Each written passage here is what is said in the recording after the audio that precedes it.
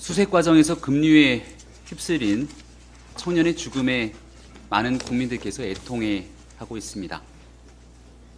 구명조끼만 입혔더라도 로프 등 최소한의 안전장치만 구비되어 있었더라도 하는 안타까움을 지울 수가 없습니다.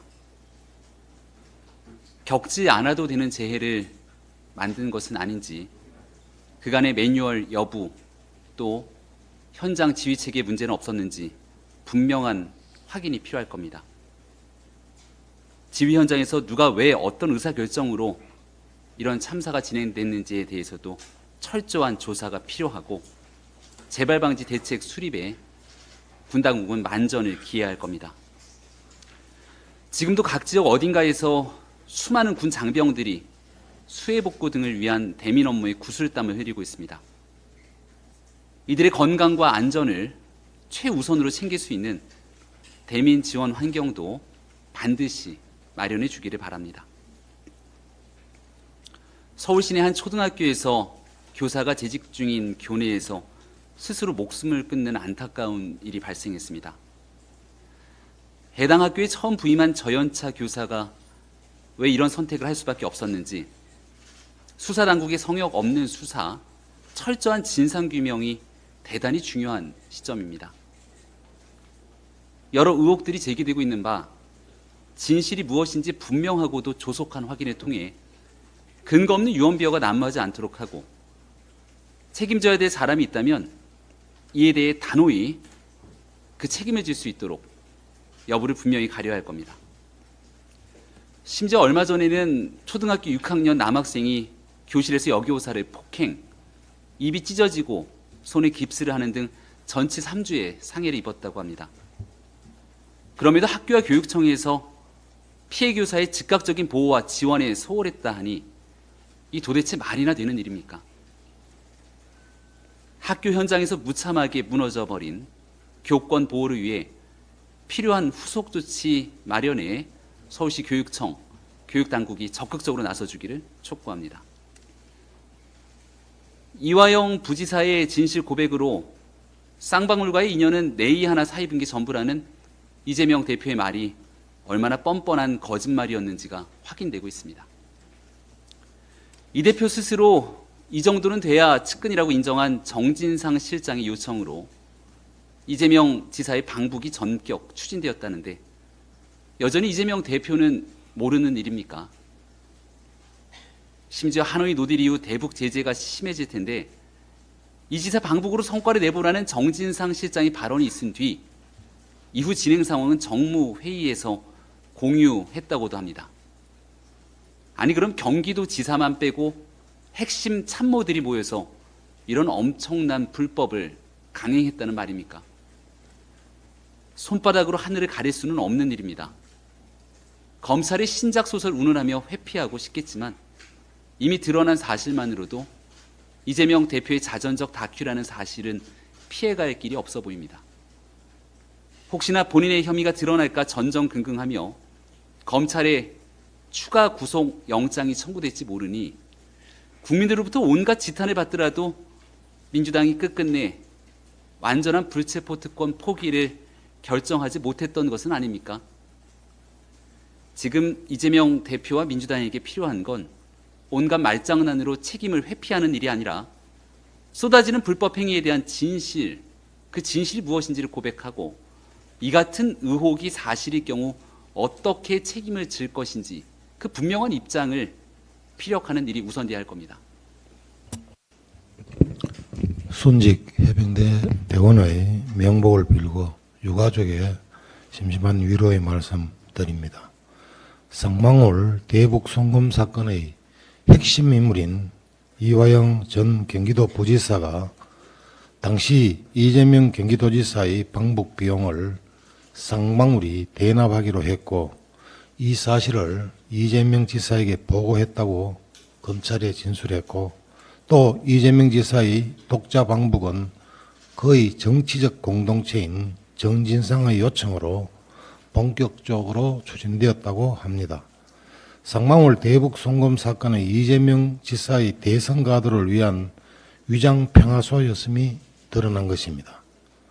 더러운 평화가 이기는 전쟁보다 낫더라는 이재명 대표의 말이 이제야 실감이 됩니다. 이재명 대표는 더러운 가짜 평화를 얻기 위해 우리의 주적 북한에 조아리며 조공을 갖다 바쳤습니다. 이기는 전쟁을 위해 지금 이 순간에도 대한민국 수호에 헌신하고 있는 국군 장병들 앞에 이재명 대표와 민주당은 과연 무슨 변명을 할 수 있단 말입니까? 국기문란 수준의 상방울 대북 송금 사건의 실체가 서서히 드러나고 있는 만큼 이재명 대표는 본인의 과오에 대해 시인하고 공당의 대표로서 대국민 사과 등 책임지는 모습을 보여야 할 것입니다. 그런데 국민의 기대와는 달리 이재명 대표의 인식은 정치 보복 수준에 그치고 있습니다. 검찰 수사를 정치로 표명하고 있습니다. 정치 검찰로 치부하는 여당 대표의 수준이야말로 정치 혁신의 걸림돌이 아닐 수 없습니다. 민주당 혁신위의 1호 요구사항인 불체포 특권 포기에 대해 민주당은 마지못해 단서조항 달아 채택했습니다. 이는 이재명 대표와 민주당에게 청구한 체포 동의안은 정당하지 않다는 것과 다름이 없습니다.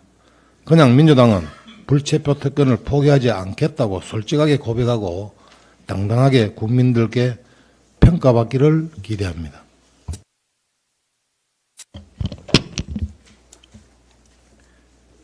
꽃다운 청년이 수해복구 현장에서 목숨을 잃는 안타까운 일이 벌어진 데 대해 참담함을 금할 길 없습니다. 삼가 고인의 명복을 빌며 유가족께도 깊은 위로의 말씀을 드립니다. 극단적 기상현상이 국민의 생명과 삶을 위협하는 상황입니다. 짧은 시간에 그야말로 물폭탄이 쏟아지는 극한 호우와 그로 인한 제방 붕괴, 침수, 기습적인 산사태 등은 기존의 재난 대응 방식으로는 대응하기 어렵습니다. 정부가 복구 활동과 재발 방지를 위해 노력하고 있지만 매년 안타까운 참사가 반복되는 것은 예측을 뛰어넘는 기상이변이 더욱 빈번해지고 있기 때문입니다. 예년 수준의 대비책으로는 기후변화 시대에 번번이 실패할 수밖에 없습니다. 방재 전문가들은 사후 복구 위주의 정책으로는 기후변화 시대에 대응하기 어렵다고 말합니다. 재난 대응 선진국일수록 재난 예방에 많은 투자를 하고 있음을 지적하면서 우리나라도 재난 반복의 악순환을 끊어야 한다고 강조하고 있습니다. 인식의 전환이 필요합니다. 언제까지 소 잃고 외양간 고칠 수 없는 일입니다. 외양간을 미리미리 고쳐서 소를 잃지 않는 게 중요합니다. 재난 자체는 막기 어렵습니다. 우리가 할 수 있는 최선은 예방과 대비를 통해 피해와 손실을 최소화하는 것입니다. 재난 예방 투자가 피해를 줄이는 지름길입니다. 전문가들은 방재 투자를 국방 투자와 같이 접근해야 한다고 역설합니다. 단기적으로는 이익이 생기지 않고 오히려 손해처럼 보이지만 유사시 큰 이득을 보게 된다는 점에서 같다는 것입니다. 당 정책위는 재난 대응에 더 많은 예산이 확보될 수 있도록 꼼꼼하게 챙기고 한 발 앞선 방재 투자가 이루어질 수 있도록 재난 대응 시스템을 구축하는 데 최선을 다하겠습니다. 국방부 문수로 드러난 문재인 정부의 사드 환경영향평가 고의지연 사태는 국민을 속이고 대한민국 국방주권을 포기한 안보농단 사건입니다. 문재인 정부에게 사드는 대한민국을 지키는 미사일 방어 시스템이 아니라 중국의 심기를 거스리는 적폐였을 뿐입니까? 도대체 누구의 지시로 이런 안보농단이 벌어졌습니까? 혼밥 방중 되풀이 하지 않으려고 중국에 줄 선물이 필요했던 것입니까? 이제 문재인 대통령이 답할 시간입니다. 감사원은 성역 없는 감사로 진상을 낱낱이 규명해야 합니다. 필요시 검찰 수사를 통해서라도 진실을 밝혀내야 할 것입니다. 윤석열 대통령이 충청, 전북, 경북 13개 지자체를 특별재난지역으로 우선 선포했습니다. 통상적으로 특별재난지역 선포는 보름 정도 소요돼 왔습니다. 그런데 윤 대통령은 순방을 마치고 귀국한 지 이틀 만에 특별 재난지역을 선포했습니다. 특별 재난지역 선포는 피해 복구의 출발점일 뿐입니다.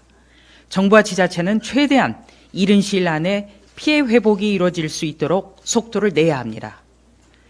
농림축산식품부에 따르면 지난주 폭우로 피해를 입은 농지는 서울 여의도 면적의 93배가 넘습니다. 무더위로 들썩이던 농산물 가격은 이 여파로 수직 상승하고 있습니다. 이번 주에도 집중호우가 계속되고 있어 농경지 침수에 따른 농산물 가격 급등세는 지속될 것으로 보입니다. 정부는 농축수산물 비축 물량을 방출해 수급 안정에 만전을 기해야 합니다. 집중호우 산사태 피해 실종자 수색 중 급류에 휩쓸려 실종된 20살 해병대원이 숨진 채 발견되는 안타까운 사건이 발생했습니다.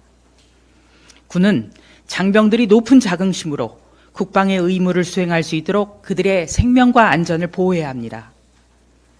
철저한 진상조사, 매뉴얼 점검을 통해서 확실한 재발 방지책을 마련하고 공개해야 합니다. 수해 피해 과정에서 수색에 나섰다가 급류에 휩쓸린 해병대원과 가족분들에게 다시 한번 진심으로 애도를 표합니다. 우리나라의 젊은 남성들이 국방의 의무를 수행하는 것은 결코 당연한 일이 아닌 숭고하고 영웅적인 일입니다. 장병들의 인권을 지키고 나라를 위해 헌신하는 만큼 정당한 대우를 받을 수 있도록 정부와 여당이 함께 최선을 다하겠습니다. 한편 수해로 국민들이 어려움을 겪는데 학교 현장에서도 안타까운 소식이 들려오고 있습니다. 초등학교 6학년 학생이 교실에서 선생님을 무차별 폭행했다는 소식, 서희초등학교 선생님이 안타까운 선택을 했다는 소식 등이 국민들의 공분을 사고 있습니다. 교권이 땅에 떨어진 결과 학교의 질서가 완전히 무너졌기 때문입니다. 선생님이 학생을 훈계조차 할 수 없는 작금의 현실을 만든 진보 교육감들은 대체 어떤 대책을 가지고 있습니까? 조희연 교육감은 아수라장이 된 학교 현장의 민낯에 대해 알고는 있는지 의문입니다. 학생 인권도 중요하지만 최소한의 교권도 보장하지 못한 진보 교육감들의 학교 해체는 공교육을 뿌리부터 망치고 있습니다. 이제 우리가 다시 선생님들을 지켜야 합니다. 공교육 정상화의 주요 과제로 교권 회복을 명시하고 몽상가 아닌 망상가 진보 교육감들이 엉망으로 만든 학교 현장의 질서를 바로잡겠습니다.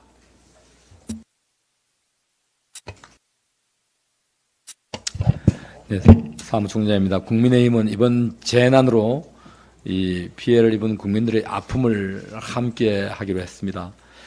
전 당원들은 긴급 재해복구 봉사활동과 이 후속 이 조치에 동참할 예정입니다. 국민의힘은 기록적인 집중호우로 피해를 입은 주민들이 조속히 일상으로 복귀할 수 있도록 전 당원이 참여하는 수해복구 활동을 진행할 예정입니다. 이에 7월 21일 내일부터 28일까지를 전 당원 봉사주간으로 지정하였습니다. 이 기간 중 특히 피해가 큰 3개 거점 지역을 중심으로 21일, 25일 등 거쳐 집중 봉사활동을 실시할 계획입니다. 봉사주간 동안 당 지도부도 집중적으로 봉사활동에 참여할 것이며 전국의 모든 당협도 3개 권역으로 나누어 수해 지역의 피해를 복구하는 데 힘을 보탤 예정입니다.